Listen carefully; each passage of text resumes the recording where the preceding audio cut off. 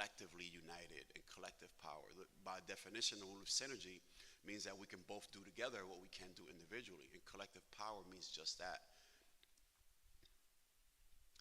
Other thinking in my opening remarks as we kind of like set the tone, and I'll pass it over to my colleague Michael, is that across the country we have 122,000 people that are locked inside of cages the same size as a parking lot, same size of a bathroom. In fact, the bathroom that's over here right now is probably around the same size as many cells around the country. Some cells are even smaller than the men's bathroom that is upstairs, to give folks some idea. Many of these people are disproportionately black and brown, right? We heard the brother earlier in the earlier panel, LGBTQIA folks are placed in solitary, not because of what they did, but because of who they are. And it's a completely arbitrary process. It's not something that the judge says, Johnny, Michael, we're going to send you to solitary. This is something that the prison officials take it upon themselves to place people inside of these oppressive, depressive, highly restrictive environments, many that don't have windows, or we can go into how bad it is. But this idea that this is something that the prison in and of itself takes upon themselves as a means to control the population, that in reality doesn't do nothing but exacerbate the same problem they're trying to address. And that is the biggest joke about corrections. The belief that the more I punish you, the more that's going to make you want to change your behavior, without ever thinking that the punishment in and of itself exasperates the same behavior. It's fascinating to see doctors argue this, and I don't have a PhD. But corrections is driven by this idea that the more that I harm you or punish you, the more that's going to make you not want to come back, the more that's going to deter others from coming, even when we get it wrong, like in the case of Marcellus, who recently was executed, despite DNA evidence.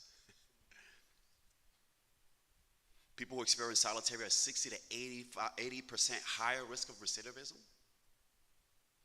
And I repeat the idea of the power of faith combined with the moral authority of faith, access and power with the community, and how that translates into political power.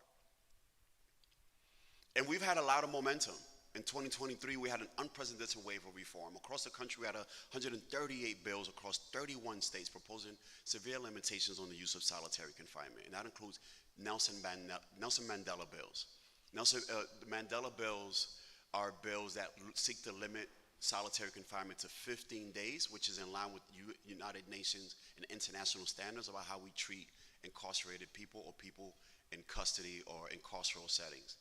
And the United States is one of the biggest violators in the world of incarceration, despite the fact that we have a sitting president who vowed to end solitary confinement should they be elected, and we have a sitting vice president who also vowed to do the same thing. New Jersey, Connecticut, New York have all passed progressive legislation in their respective states, and today the Unlock the Box campaign, where we sit on the steering committee of, has re-granted close to $5 million to groups on the ground at $50,000 to $75,000 grants to mobilize that work. It's not much, but you'd be surprised what a small group of dedicated people can do with limited resources and creativity. And there's overwhelming support on both sides of the aisle to end its use. And if you've never been in solitary, you'll be surprised to hear that there is no direct sunlight. Prison in and of itself is a place devoid of colors. It's drab colors. You see grays, you see these dark hues. And then sometimes it's the opposite. So it's not extreme darkness, but sometimes it's extreme light. Some cells, you can't even turn the lights off. You can't turn the, I forgot the clicker. Think about the clickers, and you gotta remember to press it. Many of these cells actually have no windows, and some even have the lights on all day, preventing people from sleeping. And of course, you have folks who are like sensory deprived inside of these spaces.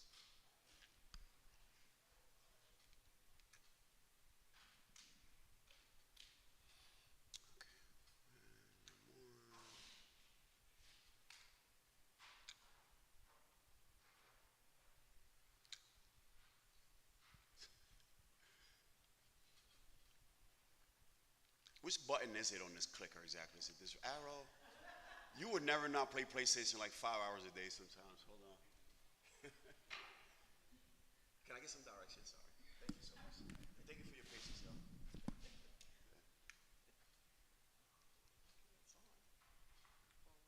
Okay, nice.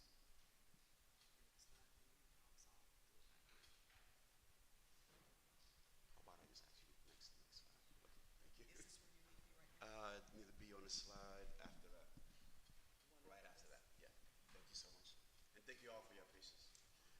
do have an interactive, okay. We have an interactive presentation for you today, and I really wanted to set that tone in terms of like the momentum that we've been seeing, the role of faith leaders across the country and protecting currently incarcerated people, the folks that are there now. And I'm gonna tell you something, we're not gonna get to a place where we end mass incarceration in this country by ignoring what's happening inside of these institutions. I mean, COVID taught us that. You know, where these carceral settings actually served as like hotbeds for COVID. LA County Jail has people triple bunked. Ohio was recycling masks and redistributing them across the population. You know, Rikers Island refused to let people go because you reported a fever, so now we get to keep you. You know, it really gets folks to understand how these policies that are impacting folks there now not only increase recidivism, but perpetuate the harm, from mental health to being separated from family. And then again, when you come back into the world, how do you learn to live with a family that's learned to live without you? There's a lot of hope. And our collective resistance and collective power is what actually has driven us to the finish line in a lot of different states. So today we're going to screen 3 short films, a trailer, a 10-minute film, and a 7-minute film that gives 3 different examples and brings up 3 different prompts for us to kind of explore this idea of solitary and abolition and protecting folks that are there now. And sometimes I hear, you know, Johnny, well, even if you release them from solitary, they're still incarcerated. And if you ask many of the people who spent decades in solitary, they are in a whole better place where they feel they can even get home even closer. And we're gonna unpack some of that as well. And I'm talking about specifically the story of Jack Morris, who spent over 30 years in solitary confinement in Pelican Bay during the California hunger strikes. That impacted thousands of people and led to some changes in California. And my own colleague here, Michael Cervedra, was also one of those folks who, next slide please, thanks. Actually, no, you can keep it right there on film screening. Who also was a leader during those times, and we're gonna unpack some of that. So with that being said, Michael, actually before we go to Michael, can we play the trailer please? The 2-minute trailer for the strike, and then we're gonna go to Michael, and I'm gonna give him some prompts to kind of like react to after he gives his remarks. We have overcrowded prisons right now, but personally, I'm very pleased that we've got as many people in the state prison system as we do. We decided to build these security housing units and isolate these people. Let's build a true maximum security prison. Let's build one. First thing you notice about Pelican Bay? It's so quiet. It's quiet.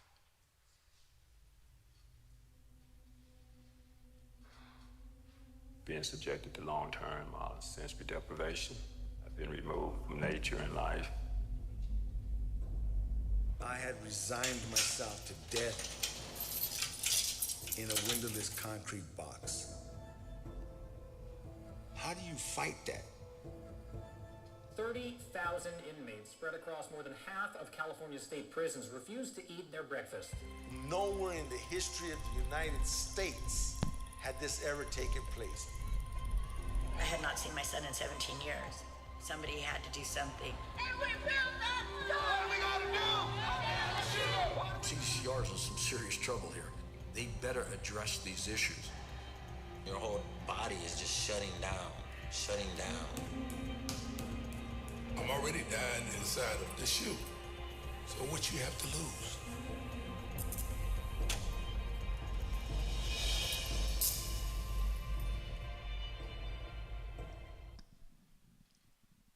Prisons are really dark places in the sense that they're non-transparent. There's no cameras. Some don't even have windows. They're very far away somewhere.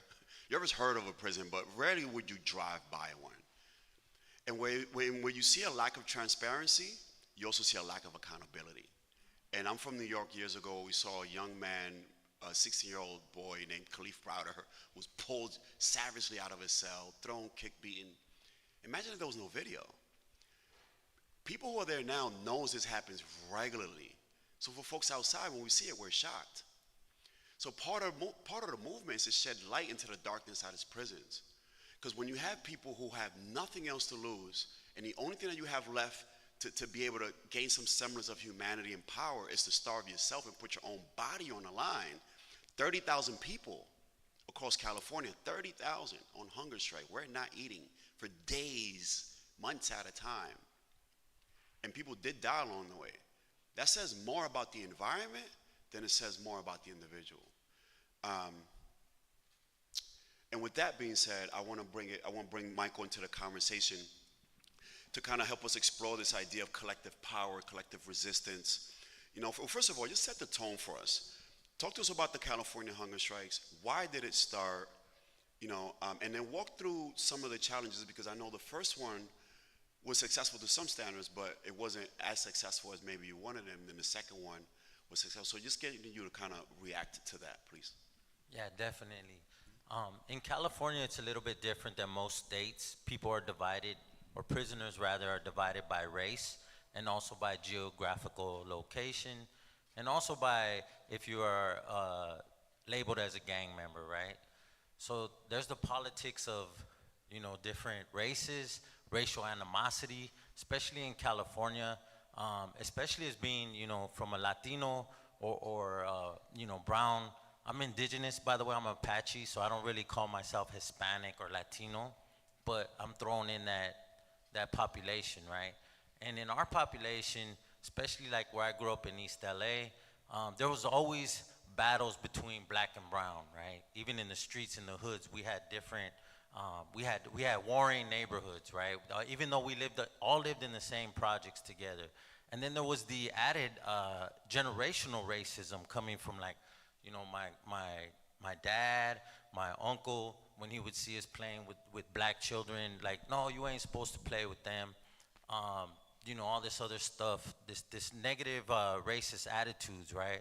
But then when you go to prison, it's even exasperated even more, right? Because the racial divide in there is extremely, extremely, you know, set in sand, right? And there's been so many, you know, racial riots and people getting killed for decades, right? So as you can imagine, trying to get everybody, all prisoners, black, white, brown, together to starve themselves for something this serious, right, was very difficult in itself. It took a lot to create a peace treaty, first of all, between black and brown, white and black, between everybody to come together collectively.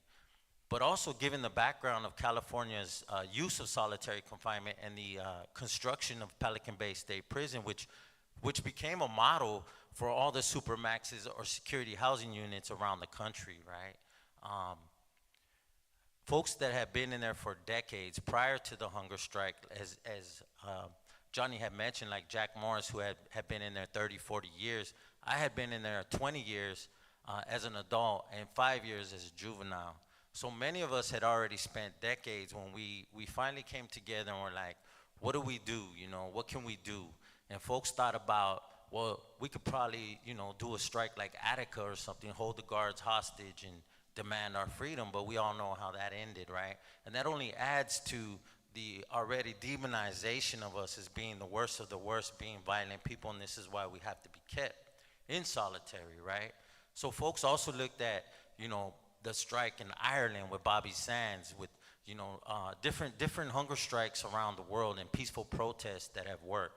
So once we set our mind on that this is what we're gonna do, we're gonna do a peaceful protest. It was amazing to see all the animosity put to the side, all the hostilities ended, and everybody agreeing to come together collectively, right? Because we thought, like, there's a famous quote by Emiliano Zapata who says, as individual fingers we could be easily broken, right? But together we make a mighty fist.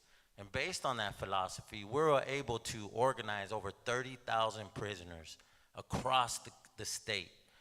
Now, this has never been done in the US before, so I think we should also give California and us a big round of applause for doing that, because this has never been done in history, right? So part of that collective organizing was was about building peace amongst different races in prison and coming to the understanding that the true enemy here is not each other, it is the prison itself, right? The system.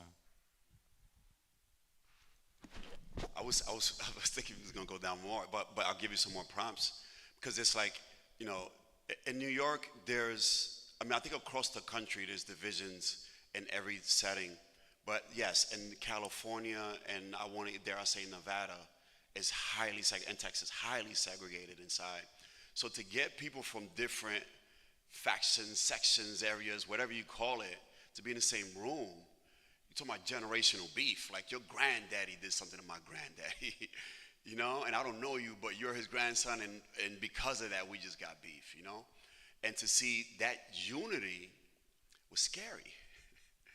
Not scary for those who were there, but also scary for those who continue to keep these folks subjugated. I remind people that solitary is also used to quiet people. You know, if you try to organize something inside of prison, you will be placed in solitary. You will disappear. You know, so to be able to collectively put these folks together and say, well, we're going to come together in the name of, right? Because there were 5 specific demands. So you remember them? Yes, sir. Sorry.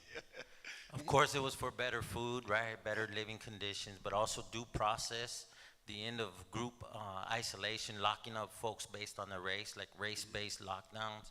These were some of the 5 core demands that we had, and it took a real effort. And I would say that, as Johnny mentioned, being in solitary, right, being isolated. First of all, you have to also understand in California, there's a number of reasons when folks think, well, why solitary? Why don't we just end the prisons, abolish the prisons, period, right? Well, we all know realistically that's not going to happen anytime soon. Let's be realistic about it, right? There'll be reforms, but this is the torture of human beings, especially of black and brown folks, right? In the name of safety and security, and saying that we are the worst of the worst, when some folks have never even committed no infractions. Like literally in California, you could stab a prison guard, or you could stab a teacher or a staff member, and you'll only be put in solitary confinement for 3 to 4 years. But if you're found, or they say, allege that you are part of a prison gang, or somehow associated by even with a drawing or a book, right? Like if you're a black person and you have a book by George Jackson, that can send you to solitary confinement, just for that, right? If you're brown and you have an Aztec drawing, that could send you to solitary confinement. If you don't have your t-shirt tucked in, if you don't conform to the grooming standards, there's so many reasons why they could place you in and out, recycle you in solitary confinement, right? So the importance of ending it is because of the torture, the impact it has, and I'm sure we'll get into that later, but can you imagine trying to organize a statewide hunger strike, right? From solitary confinement, from complete isolation, and as I mentioned, if Johnny is in the next cell to me and I come out of the shower or whatever and I say hello to him, they will mark that down as communicating with another gang member, and therefore I'm associating with them. And that will get me an infraction or another 5 years in solitary confinement. I'm serious. This is how terrible it was that folks decided. Can you imagine somebody asking you, hey, John, or hey, Bill, we want you to go ahead and starve yourself for how long? Till they let us out. That's a really hard sell, right? And also just trying to disseminate this information across the state from where we don't have cell phones. We barely have access to letters and lawyers and people like that, clergy. But that's where the key in organizing and outreach happened, through these connections with lawyers, through faith leaders who do have the access and privilege of being able to come in and talk one-on-one and even confidentially with prisoners, right? And who also believed in this. So I would say that in organizing the hunger strike, it wasn't just us prisoners. We had outside family members like Dolores Canales, Families Against Solitary Confinement organization. We had church leaders. We had abolition organizations, all who helped us to disseminate the word collectively and get folks to on that very same day to not accept their trays. So it was more than just like prisoners trying to communicate with each other. It was the help of outside people, lawyers, and clergy. And what I like about what happened in California was that the families, shout out to Dolores Canales, if you ever meet her, she's an amazing spirit, dedicated, and when I was in the box, I did not think there were people like her out here fighting for people like me and us. So she is truly an anomaly. And she organized the families of the folks who had people inside, and that relationship started in a way that allowed the people inside to lead, since they are the best knowers of their reality, and they are the ultimate receivers of whatever consequence comes from this, and are putting their bodies on the line. How long were the hunger strikes? The first one and the second one? First one was a couple weeks. The second one went up to 30 days, and then the last one went up to 60 days straight. 60 days. And you're already getting starved. It's not like people in prison eating Thanksgiving meals. You're getting 4 slices, a little bit of orange juice, some applesauce. You know, if you read the menu, you would think you're getting a 5-star meal until I drop it on your tray. You're like, what's this? This is not the tropical, whatever you called it. So to already be able to receive nothing and then be like, well, this is what's, and maybe you think differently about this, but I've been thinking about that, like, but this is the only power you have left over me. So I'm going to take that away from you, even if it takes me with you. And it's strong. Go ahead, react to that. Yeah, and on that note, I would like to say that at first, they didn't care. They were like, oh, this won't last long. You guys will end up breaking it down and feeding and accepting your tray and eating, right? Because you guys can't do this. We don't think you guys will be able to do this. And some people couldn't, right? And when people started dying, literally people died, right? One of my best friends and my neighbor, Billy Sells, rest in peace, died during this hunger strike. That's when the CDCR finally took us serious, right? But get this, because when you think about it, if they start letting us all die, they're not going to get money, right? Because they have to fill up those cells. Not only that, in California, and I think in most states, the prison system receives close to what a college tuition would be to go to Harvard. I believe in California, it's close to $100,000 a year per body, right? So if all these bodies are dying, they're losing hundreds of thousands of dollars, right? Maybe even millions. So they couldn't let that happen. Plus, they couldn't let us win. It was like a fight every time they pushed against us. When we said, okay, we're going on this hunger strike, after the 30-day one, they came in and took everybody out of their cells one by one and searched everybody's cell and took out any piece of food even a cracker, anything that you had, right, to make sure that you were really on a hunger strike, right? You weren't playing a game or you weren't cheating. And not only that, to make matters worse, when we started getting deep into towards the 60-day mark, and we were actually winning, and we had legislators, we had families going to hearings with legislators, they decided we can't let these people die. These people are serious. They really are gonna die. They went to they had their lawyers file a motion with the federal court, and they got a federal judge to issue an order to force feed us, right? So literally they were strapping us down in a chair. Imagine we're already weak and can barely move, skinny, so we're light. And they're literally putting tubes down folks' throats and force feeding us so that we couldn't die. And then they could say, you're not on a hunger strike no more either, right? Yeah. So that tells you the magnitude and what we really are to them, what we really mean to them. We're just money. We're just bodies that they want to warehouse to collect that money. And, I'll thank you for that, Michael, for sharing that. And I know some of this information is shocking. And, we do this every day, and we've actually lived through it, so I know that sometimes the information can be a little jarring. But this is the reality of the systems that we have. And I think it's also our responsibility not to sugarcoat it either and give it to you in a way that in which you can receive it. But if you are triggered or you need space and, inhale, exhale, go outside, please do whatever you need to do for yourself and your bodies. 2 questions that are important that come up for you in the hunger strikes. And then one quick reaction is that the opposite is also true. So there's only extreme, not only is there, let me force feed you, but it's also like this enticing, right? When I was in prison, I didn't see a steak for like 10 years, 10, 15 years. I could smell one though from the 4th floor. And Jack Morris, who sits on our NearCat Advisory Council and is also in the film, and fellow comrade of ours. He talks about how, I forget what day, but they started 4th of July. 4th of July. Because the first one was on, I think it was the 1st of July.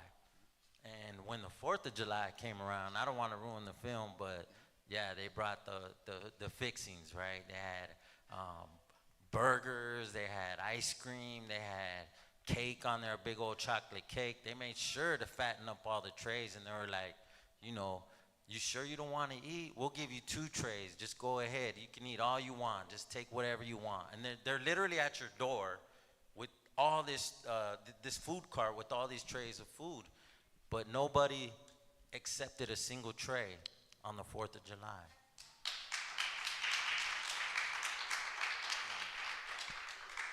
On the road to change, you will be tempted. And you'll be tempted in ways in which you probably can't even recognize in the moment. And what I think, and we picked this issue because it's a great example of inside-outside organizing, where out here we want to do good things, but if it doesn't impact those who are on the most receiving end of it, we're just doing what feels good for us, and that's selfish. So I take my direction from people inside. So did the families, right? You're the one putting your body on the line. How can we support you? What do you need right now? Right? Asking people inside about retaliation. Sometimes we make assumptions about, well, they don't want to be involved with that because they're going to be retaliated against. You have some people who I'm never coming home, and this is already retaliation, and this is my life's work to be able to give back. I want to talk about 2 things, because you're also a jailhouse lawyer. He's being really humble, yo. Right? And there was a class action suit at the time as well. Can you talk about the role of the people inside who were jailhouse lawyers, who were probably better than Johnny Cochran, just don't got the law degree, right? The pressure from the prisoners inside and the relationship with the families outside, and how that ultimately got us to the next phase of this work. Yeah, definitely. So prior to the hunger strike, folks were trying different ways, especially through the law. Those of us that were, trying to fight our own cases, our own convictions, and trying to fight solitary confinement, right? The only problem with that is going through the law is the U.S. Supreme Court said that solitary confinement, in the way they were using it against us, was administrative and not disciplinary. So therefore, we weren't afforded the same due process as somebody who was being put in there for disciplinary, which means going back to, if a person is placed in there for stabbing a prison guard or a teacher, he has the full rights of a due process that's afforded to a prisoner under constitutional law, right? So the right to be heard, to have a hearing, call witnesses, etc. But if you're in there for alleged gang affiliation or anything like that, it's called administrative. And under administrative segregation, they can keep you in there for up to 6 years and only review you once every 6 years, right? And then they also have this snitch program, right? That if somebody says that you are still active, a part of the gang, and it's a confidential informant, and with confidential informants, they're hidden behind a veil of secrecy. You cannot question them, you cannot confront your accuser, you can't even challenge or even know the majority of information that they're saying. So how do you marshal the facts and defend against that, right? It's very difficult. And so I say that to say that in the beginning, well, not in the beginning, but for decades, prisoners have been utilizing the law. One very famous case, and I love it because he was a Black Panther, and his name was Geronimo Pratt. And I say Geronimo because I'm Apache, right? So, and he was also a jailhouse lawyer in California, and he was able to really set the precedent for retaliation, right? So it gave us a lot of hope on utilizing the law to get out of solitary. But again, we hit a lot of barriers, right? Like the Prison Litigation Reform Act, which makes you spend $400 to file a lawsuit against a prisoner, and if you can't afford it, it's cool. They'll let you go ahead and file it, but they're gonna tax every time your loved one sends you money. They're gonna take 20% of that, in addition to your restitution, right, which is like 50%. So it's really difficult, And the law was not on our side at the time, but there were jailhouse lawyers such as, Todd Ashner, myself, and many others who were litigating our cases. And prior to the hunger strikes, I had won 2 cases against the system for keeping me in solitary confinement under, very harsh conditions, cruel and unusual conditions, and without due process. But there were only monetary settlements, right? They would settle and then go on to the next one. There's a Harvard study that said 90% of all prisoner litigation ends in settlements in less than $12,000, right? But to us, when you have zero money on your books, $12,000 is a lot, right? So a lot of people would settle. So during the hunger strikes, what we were organizing, there was, and after we began the hunger strikes, there was a group of lawyers that wanted to help and take on the case that Todd had already had in the courts for himself to make it into a class action that would include everybody. So that's where the lawyers stepped in, and that's also where a lot of the and it's crazy because it was more of a 3-pronged attack, right? You had the prisoners ourselves who kicked it off. You had the family members who were bringing attention, talking to the news, the media, going to the legislative hearings. And then we had the lawsuit, right, the litigation. And if I may say, it seems like the litigation was the one that overthrew them, right? They ended up settling the lawsuit they let all of us out, pretty much all of us, about 99%. They ended up paying $4.5 million in attorney fees and reduced the amount of time that a person could spend in solitary confinement to 5 years, right? Which we know that is not enough. That is too much still, right? But at the time, for those of us who had did 20, 30, 40 years, 5 years was like, I'll do that sleeping in my sleep, right? So the litigation, though, really helped. I think because CDCR or the prison system was afraid to go to trial and to have all of their dirty laundry, so to speak, exposed, they did end up settling the case. Thank you for that. So in the interest of time, we're actually not going to break up into groups, but I do want to leave you out with a few things, and we're going to screen something. So the criteria for collective power says that you have to have a few things. And I want you to take these things and think about it within the context of your organization, within the context of your family, within the context of your faith community, etc. Right? And that is that, in order to have a collective impact or have this collective power, everyone has to have a shared vision and shared goals. During the strike, everybody had a shared vision and shared goals around ending solitary confinement, etc., and what that should look like. Inclusion and representation. Michael talks about not only the folks inside, but it's also family members, faith leaders, community members, all of these different so-called experts in different areas. And a lot of our coalitions are made up the same way. We have solitary survivors, we have faith leaders, we have educators, we have former correction officers in some of our coalitions, right? So having that inclusion and representation of different types of perspectives, right? And then getting organized about it.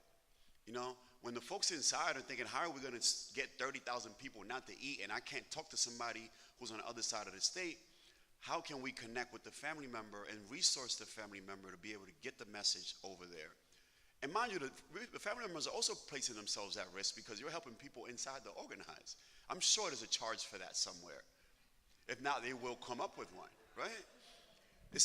I would like to add on that real quick. Yeah, go ahead. There was a really great lawyer, her last name is McMahon, who actually got, CDCR banned her from visiting folks during the hunger strikes because they said that she was, giving messages, right? And they tried to take away her license. They filed claims against her to the state bar, as well as tried to have her arrested. So they were literally putting their jobs on the line and their liberty. Community engagement and mobilization, that's where the church comes in at. How are we mobilizing community members and engaging them to be able to move this forward? Resource sharing, and resources are not just financial. They're also there's human resources, there's skills resources, there's, you know,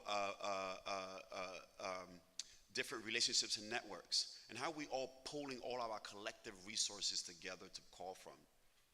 And the last three strategic alliances, I think we heard that with the peace treaties and the hostilities agreements with the different gangs and different folks and representatives inside. Sustained commitment. There's nothing more sustained commitment than folks who are hunger striking for not just days and weeks, but months at a time. And then comes public influence and awareness. And I think one of the main tactics that we use in the States is shaming campaigns. We go public, and I forgot the name of the org. Just Color of Change. Thank you. Color of Change. I appreciate the way they organize. They'll come to their target and say, "Here's a petition of 20,000 people, and here is the next 100 Instagram posts, and here's pictures of you. And if you don't pass the law, this is all going public tomorrow." It's kind of unorthodox, but this idea that we've already collectively mobilized the community, and your job, like, we're not here to ask you, we're here to tell you what you should be doing. And Desmond Meade in Florida did the same thing with Amendment 4. It's like, well, we find out that you only got voted in by 10,000 votes. Here's a petition for 30,000 people who are going to vote the other way. So now you went from a 60-minute meeting to a 10-minute meeting, because there's nothing to talk about. And you want the votes. If not, then get out of here. We'll get somebody else. So mobilizing the folks and getting that public and political influence, if you will. There's one more example that I'm going to draw from. But before we move on, I'd like to make sure we just do check in and engage.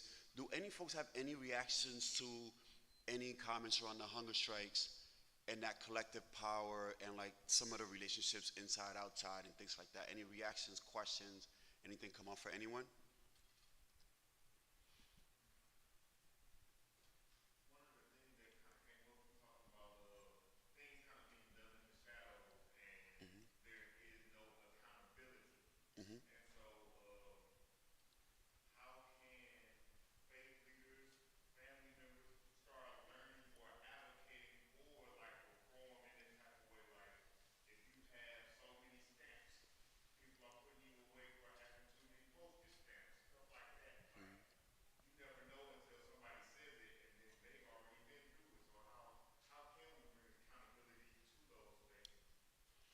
Yeah, I think there's different ways. One, it definitely it's like case by case basis. But I think generally, it's like there's sometimes that family members come to the table when harm has already happened. So how do we create that urgency before someone in your family is impacted by it and have folks plug in, And for us, we like to really identify what folks are good at, what they want to do, and plug them in. The leaders have to organize, when and where it really makes, where rubber hits the road, if you will. We do a lot of public education and talking about the issue, but if you want to get involved, there's a hearing next week where we can hear your testimony and engage, or there's a meeting with your local legislator. Also, the community doesn't always sometimes understand their own power. Half of my job is letting people know how strong they are. What? No, you don't have to go for that. You can do 1, 2, 3, and 4. And that's my old case management work. No, they shouldn't treat you like this. This is what you should be receiving, and you have every right, etc. So giving them that later line and not necessarily thinking that people are going to understand the political process, and giving folks opportunities to plug in when and where. With the accountability piece is that groups have to get together and say, well, this is the standard and values in which we're going to operate, and this is how it's going to be reflected. So for some community members, it's like, well, once or twice a month, we're going to welcome 1 or 2 people home, and what does that look like? Or we're going to do X, Y, and Z, etc. So once you have those collective vision and goals, then from that, it'll just explode. So in California, I know of a program after the hunger strikes, because the family were so involved, and they would literally call the time. I want to know how my loved one's doing. Are they still alive, etc. Out of all that, they formed an inmate family council group. I don't like using the word inmate, but inmate family council group, right? So family members, once a month, sit down with the warden and administration to talk about programming, to talk about visiting, to talk about the conditions of their loved ones inside, etc. So that has been a really great way to hold folks accountable inside as far as the prison system. When you have family members that show up, that means people care. In the past, like Johnny had mentioned, cameras, news crew, people weren't allowed inside, right? So nobody really got to see what's going on inside. Now you have a group of hardcore family members who are showing up, and they were asking questions. They want to know what's going on, and they're having that direct communication and direct contact, right? So I think that's a great way when family members or public create these groups to hold the warden and other folks accountable. I'll say faith leaders in some of the states, like our federal bill, is going to give more power to faith leaders to just walk inside of a correctional facility and do assessments and engage folks. Right now, the only folks that can really walk into a correctional facility are our political leaders. A lot of senators don't even need advance notice. They can literally show up to the door of a prison and walk, etc. Is it highly likely to happen? No. Their protocol says we don't do surprise visits. We let folks know. We do have some champion legislators who do follow that, and we arm them with the information for them to be effective. The most common thing that we see is many states saying, well, we don't have solitary, Johnny. That doesn't exist here. Now what happens? Now we get family members. We get newly released people. We get folks who already did time in that state. And then we send in our legislators, say, hey, go to Unit A, and that's where you want to go to. And then have them testify at a press conference right after the visit, et cetera, to be able to really shed light in there. And then the other piece is empowering our folks. So many of our folks have been harmed and don't even know it because it's been so normalized, and it's like, no, you're actually not supposed to be treated like that, and that's not okay. And when it comes to solitary, it's also used to enforce every other oppressive policy. We all know about the 13th and 13th Amendment, slavery. What that looks like in real practice is that if you don't want to work, if you want to pick cotton in Louisiana for 7 cents an hour, we'll put you in a hot box. And that is the truth there. There's no exaggeration there, Yeah, go ahead.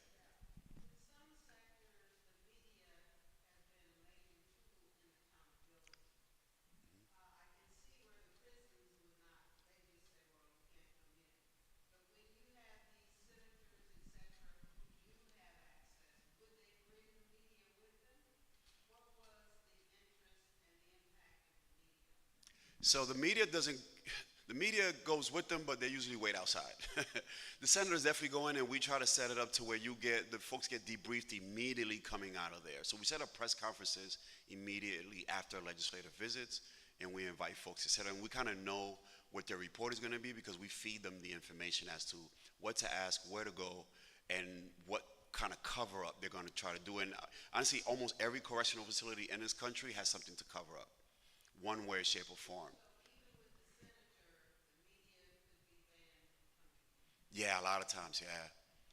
I would also like to say that in California, speaking from California, we've also had a great relationship or established a great relationship with what they call the ombudsman, right?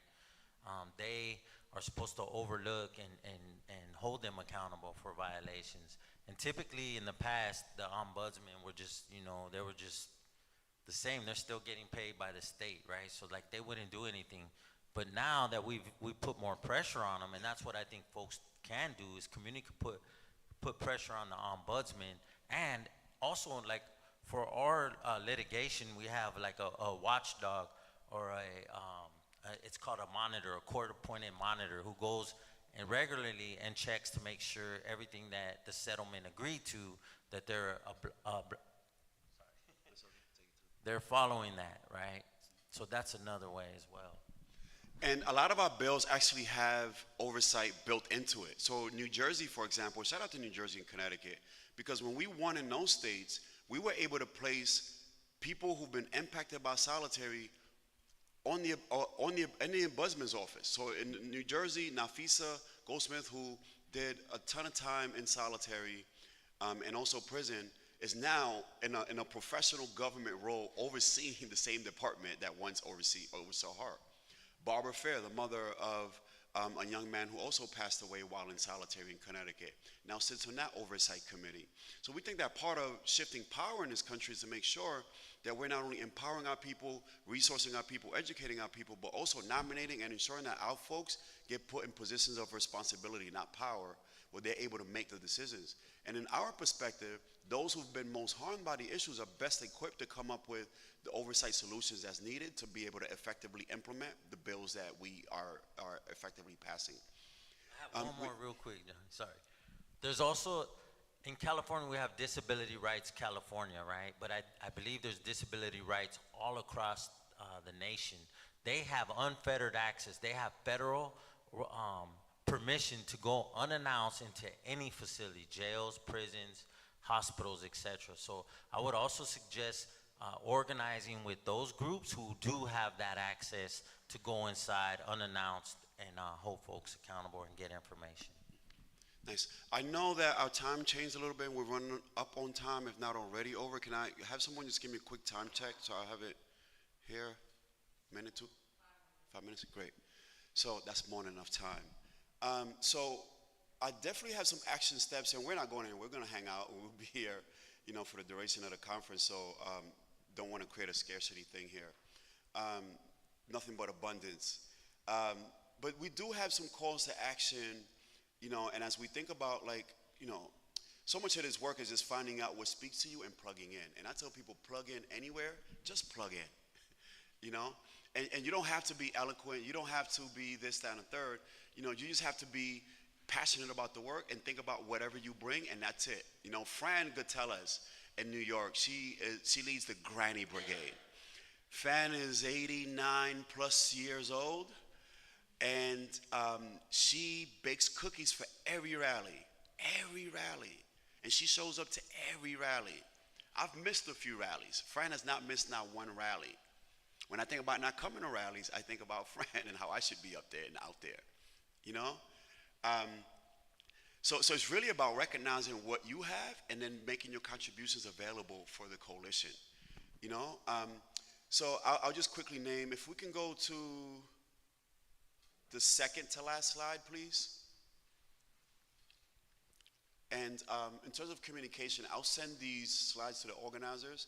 So any follow-up communication coming from here, all of you here and those who couldn't make it can have this info. But so much of the work is education. So we have a number of media assets that we would ask for you to screen, whether it's the strike film, which of course will be public in PBS. In April, we are doing private screenings now with the filmmakers and really traveling around the country with the film. It's an hour and a half. You saw the trailer. Michael does a significant, amazing job in it. So does Dolores and Jack and others. And other people who put their bodies on the line in California. And there's so many rich lessons in that film. Not only about talking about solitary, but really it's a lesson in organizing. It really is. You know, the second film that we have that we screened it in one of our own cuts, but we continue to screen it, and we didn't have enough time today, but it's a film about faith leaders and how they're organizing around solitary in 3 distinct states, in New Jersey, Connecticut, and New York. No, sorry, New Jersey, New York, and Louisiana. All different problems and challenges, but all of them fighting in different ways to end solitary. Again, with New York having one of the most progressive pieces of legislation in the country, and New York City actually having now the most progressive piece in that it limits solitary to just 4 hours, which is the same as what we've been seeing in the juvenile system. We understand it, that we should not keep kids locked in, you know, and then in the adult system we don't understand it. And I think COVID allowed us to feel just a snippet of what it feels to be alone and isolated, etc. We have a federal bill, ESCA, Ending Solitary Confinement Act, led by Cori Bush, who unfortunately won't be spearheading that bill in the next coming legislative session, but we are potentially getting another champion now. But that bill had 180 organizations supporting it, plus another 150 faith organizations. In fact, when we rallied against Governor Newsom in California, you know, we hand-delivered a petition to him signed by 150 religious leaders around the country. And even that didn't change his mind, but that's another seminar. And of course, invite us or people in our national network to speak and share what we've been seeing with your respective faith community. You know, and then lastly, if you are a person who experienced solitary, you know, or you work with folks who experience solitary confinement, we ask them to join our national network of solitary survivors, which Michael leads. And I'll let Michael talk a little bit more about the network as we close out. We'll take a little bit more about the network. For sure, thank you. So our network, we're a group of, we're more of a community, and it's for people who have experienced solitary confinement. We do webinars, we have speakers, guest speakers, we have a newsletter, we have monthly calls where we do, we bring different guests in that can offer some type of like, you know, educational, whether it be on AI, on getting paid for speaking, our role in movies, etc. A lot of helpful things that we don't really hear about and know about. Not only that, we also provide like mentorship and things like that for folks. So it's a really great way for directly impacted survivors of solitary confinement to have community, find resources, and also connect with campaigns and other leaders who are doing amazing things. I'll end the same way that we started. You know, faith leaders are morally positioned and uniquely positioned to hold our legislators morally accountable to the values that they say they stand on. And that looks different ways for different states and localities, but leaning into that moral authority, leaning into that access with the community, and organizing in a way that translates into political power. I wish we could have did it more justice and it kind of went a little bit deeper, but if you want to learn more, etc., we'll be here. And if not, then we'll see you at the next one. We'll see you out there. Thanks, y'all. Thanks, Tosca. Thank you.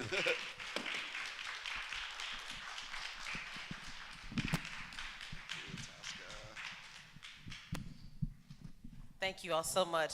I am very appreciative of NORCAT and Johnny Perez's leadership, especially because Johnny has been, and I'm sure you said this earlier, Johnny, but you've been with the SBC 21 and this National Prison Summit for a very long time. So some of our original partners, and we don't do this work without talking about solitary confinement. And there was a time where we actually had the innocuous virtual opportunities for you to experience yourself being in solitary. And I remember when we were in Atlanta at Senator Warnock's church, Ebenezer Baptist Church, where we literally brought, Johnny and his team literally organized a solitary confinement cell. So we had an opportunity to get in it. Just like we did in June in Dallas, where in Texas, where prisons don't have air, so we were able to replicate a prison cell outside of Friendship West Baptist Church, where it was 106 degrees outside. And faith leaders and different lay persons were able to get into that cell to see if they could stay for 7 minutes. Did you last 7 minutes, Dr. Bowie? He lasted 3 minutes. And you didn't even try to go in, because you have to, as a person on the outside, we had to sign a waiver because of how dangerous it could be in just 3 minutes, being inside a cell with no air, and it's 100+ degrees outside. So I see you, Nathaniel.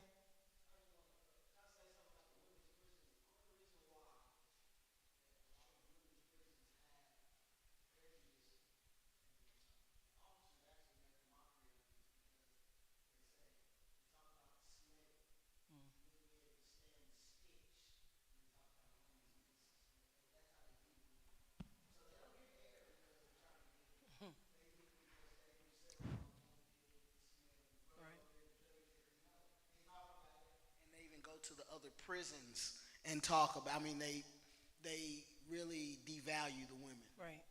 And so that's why it's important, in the organizing champion is Johnny and his team in terms of how to organize groups around campaigns. And I know we do a lot of organizing with our United Methodist Justice. I know there's a lot of organizing that's happening with United Women in Faith. But that is the next step, you know, in terms of how we organize. So we are, any closing comments, Dr. Boyd? Because we are done for the day. We are going over to, For those of you who are pastors and leaders, you've gotten, for pastors, you've gotten an invitation from us to Prison Fellowship is sponsoring a dinner. But we're all going over to the Zoe Art Center, okay? So if you have not been to the Zoe Art Center here in Kansas City, have you been? It is a beautiful cultural experience of art. It's a historic, a renovated historic black school, elementary school campus. And they have, it's just amazing. And so I invite you to come over. You can spend some time in the art exhibit. They're going to be welcoming us. This is what they're called their first Friday.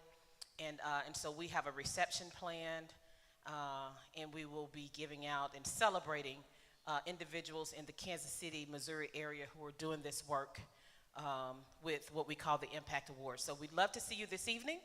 We will start at 6 o'clock, so come a little early if you want to just go through the museum. It'll be a great time.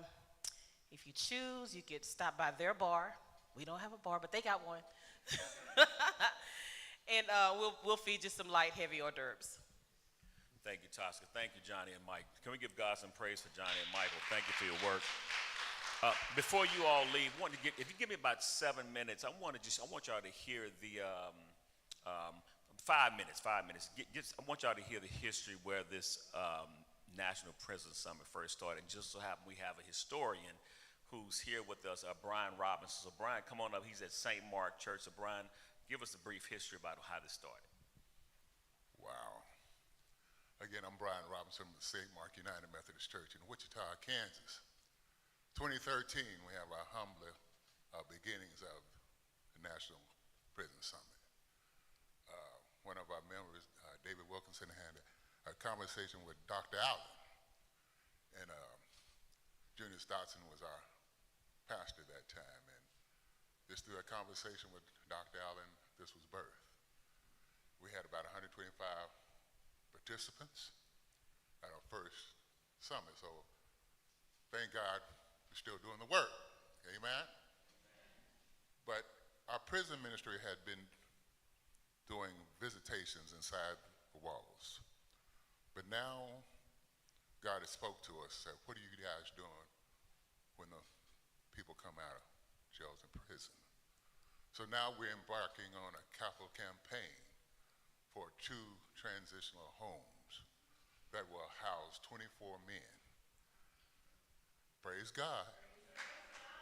Praise God, because this is something that we need to do as a faith-based community, because a lot of men that are coming to the 67214 zip code area have no housing, no life skills, no accountability, because you know and I know that recidivism is high, especially in our community.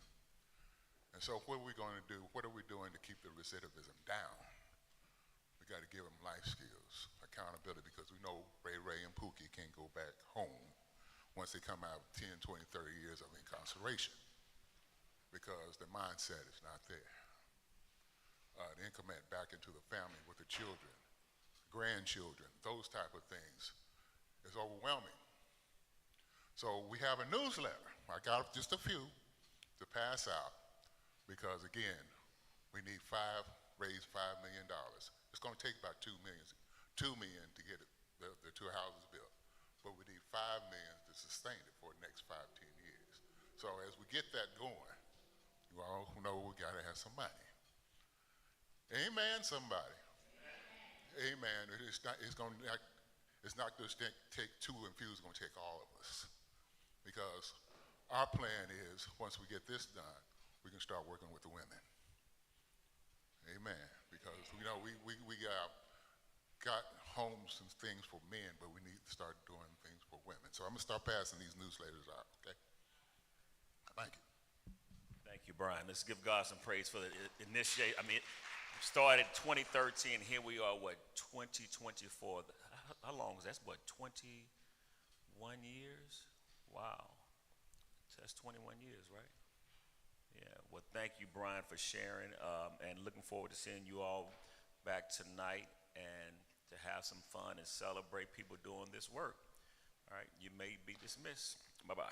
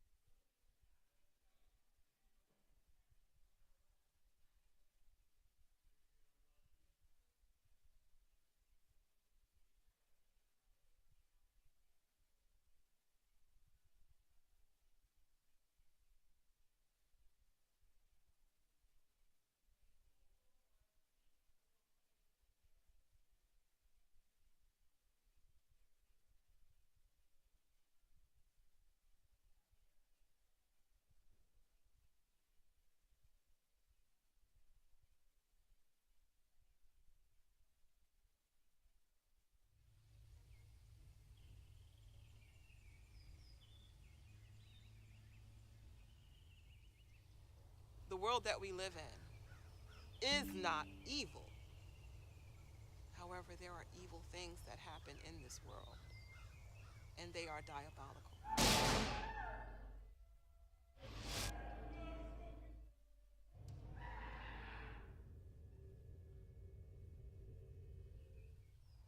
I defined isolated confinement as diabolical.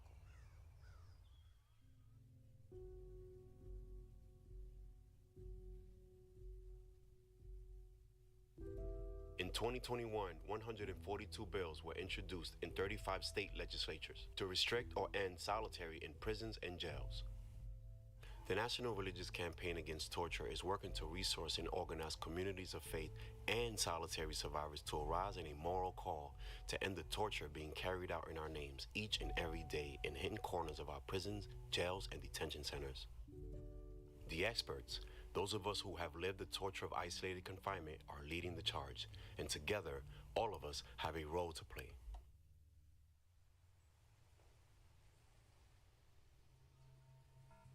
We've lost so many individuals to solitary confinement when their health deteriorated inside and they were isolated and there was no one really to respond to their need.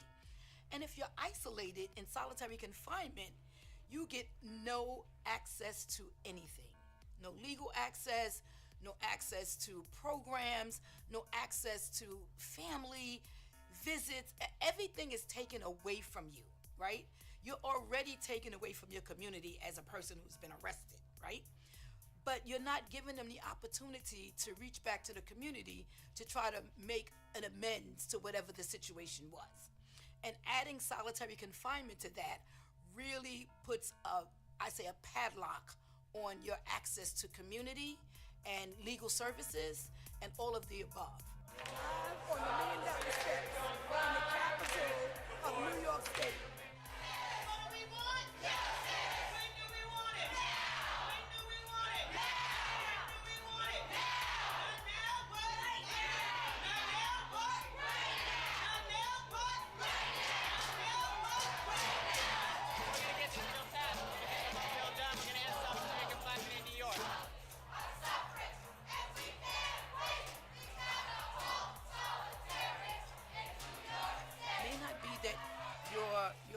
legislative bodies are as progressive as New York's own, but you can still find someone who has that human connection to people and realize that, this could be my mom, my grandma, my pop, my grandpa, my son, my daughter, my grandchild. Someone in some way can be connected to the individuals that are on the inside.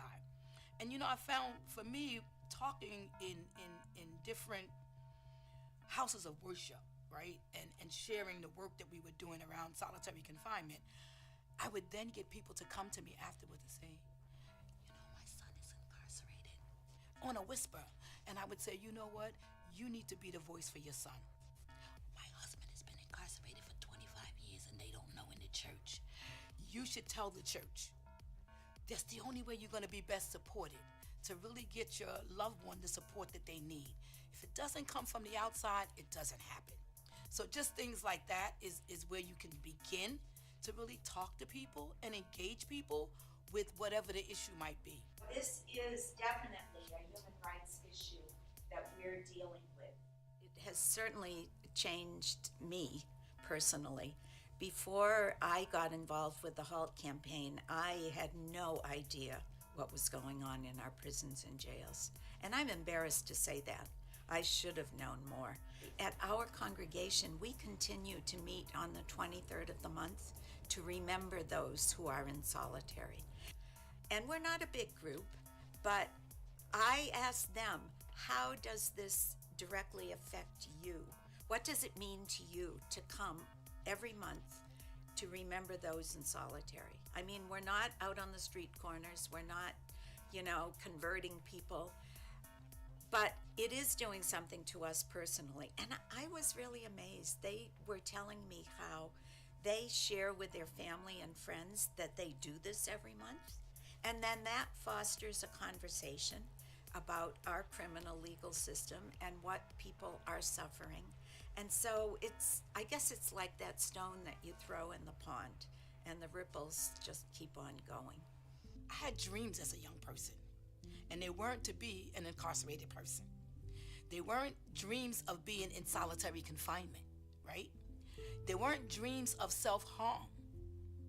I was dreaming of being an attorney, a teacher, somebody that really helped people, a nurse.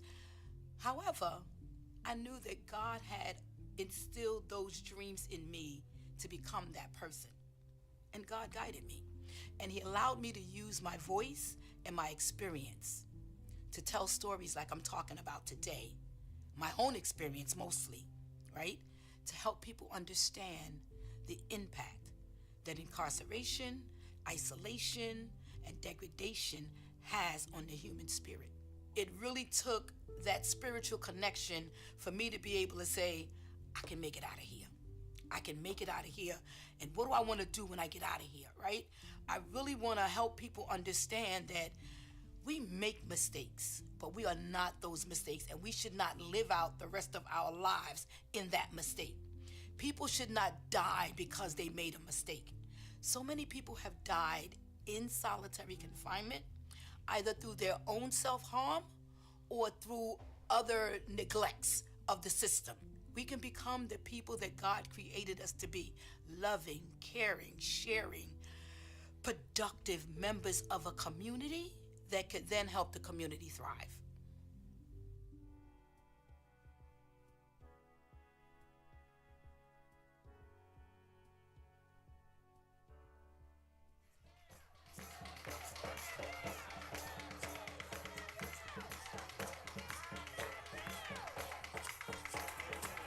Play some music.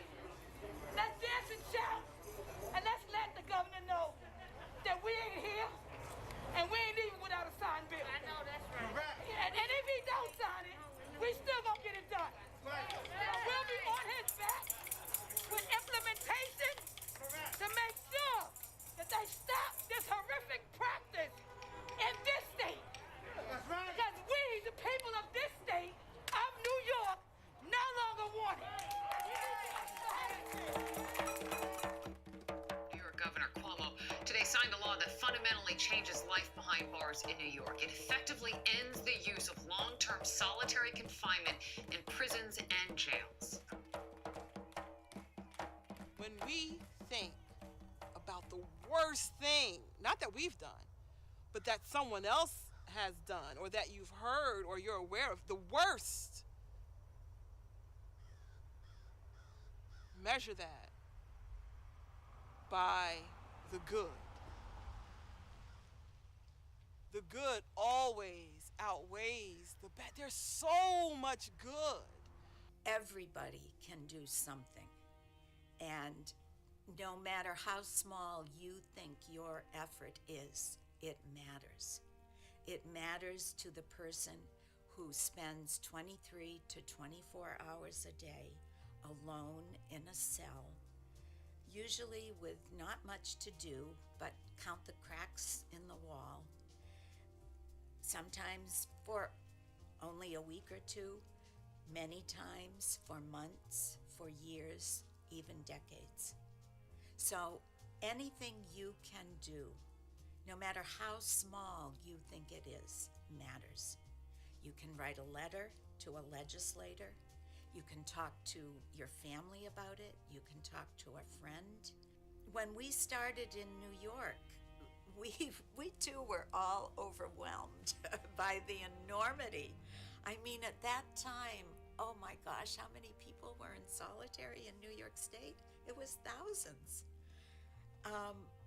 So it doesn't matter who you are or where you are. If you are convinced that solitary is torture and you feel called to do something about it, you can do something, and it does matter. Do you know in your state what impact that has on the people's lives that are incarcerated? And if not, that's where you begin. Find out, talk to somebody, go to your jail or your prison, have a conversation with someone who just came home. Find out what it's like and how you can make that change, right? And then you begin to organize. You share that information with other people. Hopefully that individual that just came home, or that person who's currently inside, may want to talk to someone, a news media, a journalist, somebody to write their story, right? That's a beginning, right? And then you start to work through all the systemic issues that brought you to that point, to where you want to start, and work it through to the end. Let it shine, let it shine, let it shine everywhere I go. Yes, I'm gonna let it shine. Whoa, everywhere I go, I'm gonna let it shine. Everywhere I go, I'm gonna let it shine. Let it shine, let it shine, let it shine. Hallelujah.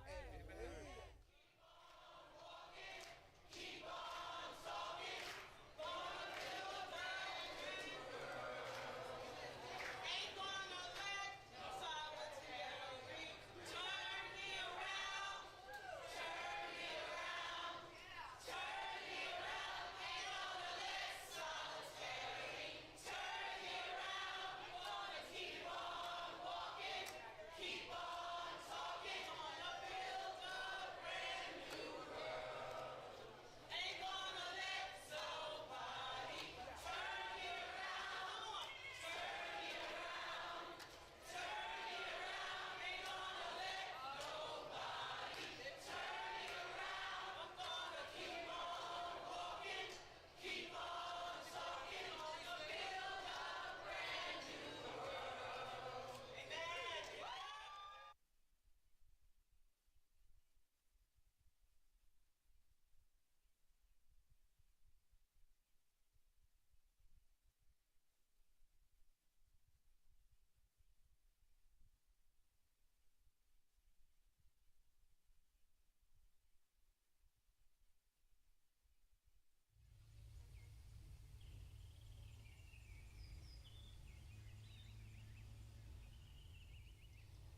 The world that we live in is not evil.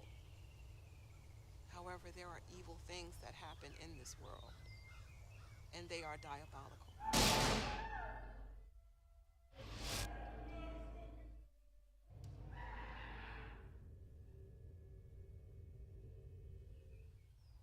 I defined isolated confinement as diabolical.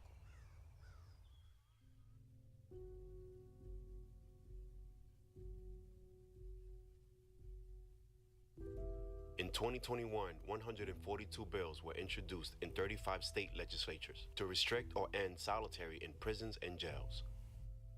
The National Religious Campaign Against Torture is working to resource and organize communities of faith and solitary survivors to arise in a moral call to end the torture being carried out in our names each and every day in hidden corners of our prisons, jails, and detention centers. The experts, those of us who have lived the torture of isolated confinement, are leading the charge, and together, all of us have a role to play.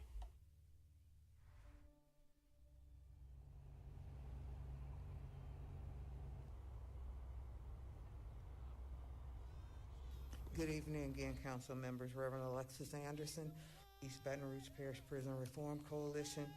If I can just take a moment of gratitude to the multiple groups that helped to bring awareness to what is now 55 fatalities in a primarily pretrial detention facility, making us the deadliest pretrial detention facility jail in the country.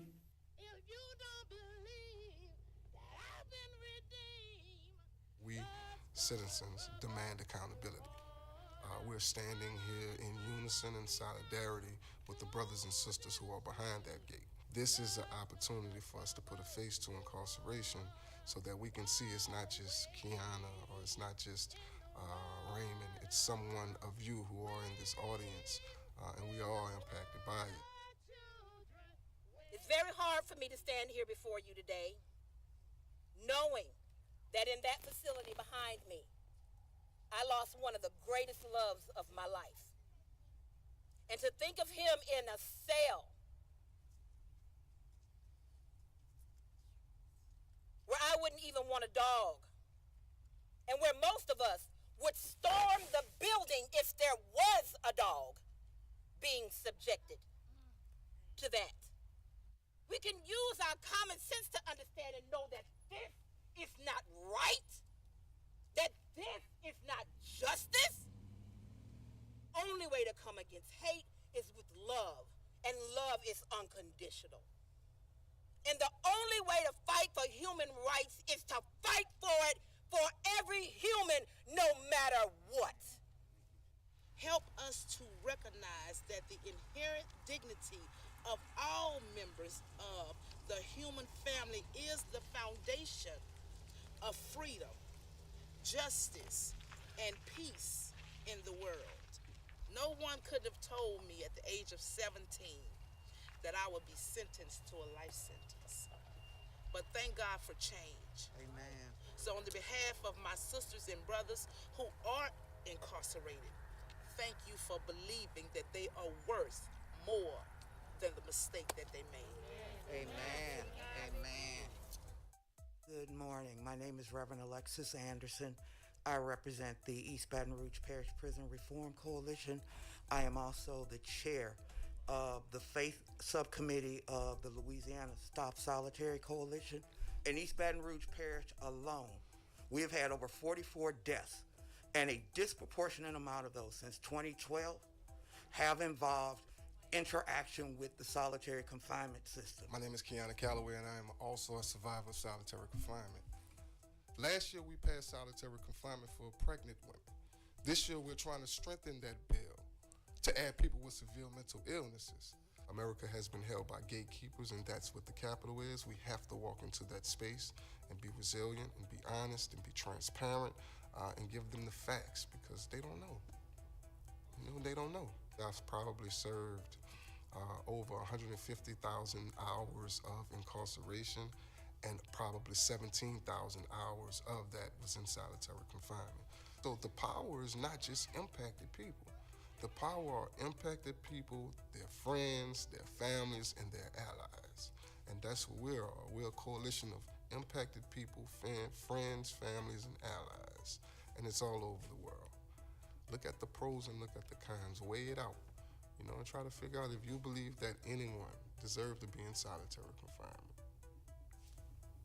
That's your beliefs. But if you feel to believe that no one deserves to be in solitary confinement, then you need to reach out.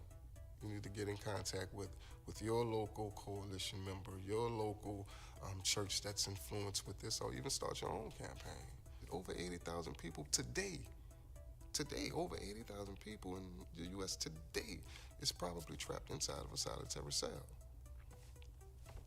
Because it's not just one person that's doing this. This is nationally. We have to understand we have a cell in every state, every city, every county, every parish, every town. There's someone in the cell. So if you have a jail in your county or your town, there's someone in the cell. Do your research.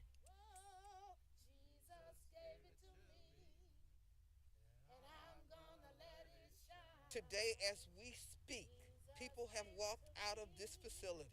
Give us the strength to remember that human beings do not belong in cages, that their names are given by God, they are molded by God, and they are created in His image, and that no one is disposable.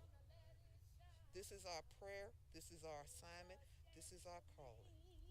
Amen. I'm gonna let it shine, let it shine, let it shine, let it shine everywhere I